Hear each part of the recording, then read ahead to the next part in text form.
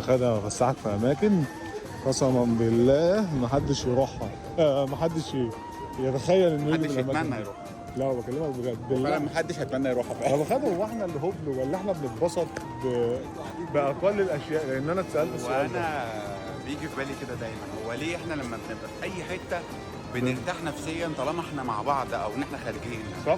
في ناس ممكن توديها مكان حتى لو كويس، لا احنا في الاماكن دي يقول بنتعب. لك لا ايه انت موديني فين؟ لا ايه ده؟ لكن احنا في السوق في المنشيه. ما تقولش بقى الناس احنا فين عشان واحنا ملناش دعوه بحاجه هنا، ما بنعملش حاجه، ماشيين عندنا لا مبالاه. والله. يعني الناس حبت تخرج راحت كارفور تتمشى. لا فاحنا مبسوطين اصلا. هنطلع كده، انا ما اعرفش كده بيطلع على ايه بس ماشي. فاحنا مبسوطين بمجرد التمشيه في وسط اي حاجه. انت نزلت النضاره لما الشمس جت؟ راحت اهي. شيلها كده. وممكن مع حته الرضا مثلا. او حته الرضا قوي قوي قوي قوي قوي الرضا خالص. ده الرضا على الاخر. فخلاص خير كده هنك. ايه رايك في المكان؟ حطيتك. تجربه حلوه، المكان اصلا مش فاهم فين.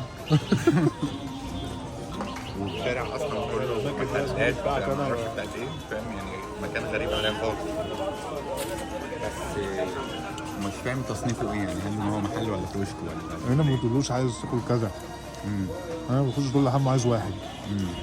يديك ايه؟ يديني واحد على طول. خدت واحد. طعمه حلو. انت الرقم بتاعك اساسا اول ما كلت قلت لي ده كل حاجه مظبوطه بالشعر. ايوه اهو بص كل حاجه يعني بجد. انا عن نفسي اللي يعز على انا اجيب مراتي هنا. لا الاماكن هي بتحب الحاجات دي. انا وانت بنسافر فيها ما تجيبش مراتك فيها عشان لما نهرب منهم ما يدوروش علينا في الاماكن. يعني مثلا عم فؤاد بقى بتاع محطه مصر غبي. هي حبتها. لا ما ينفعش، ده كل بنهرب هناك ما ينفعش تفضحنا.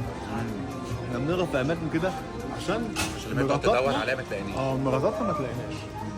لما تعرفها المكان انت هتهرب فيه كده استفدت ايه؟ يبقى خلاص خلي ده مش هقول لها عليه. بس كده انت كده عايز لك كماله تقريبا. لا هاخدك بقى مكان تاني اصيعك. هو في احسن من ده؟ انت جيت للدكتور.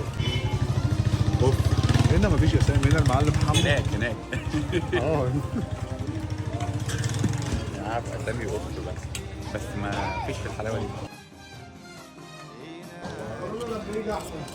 بقول لك يا تمره، سؤال صغير.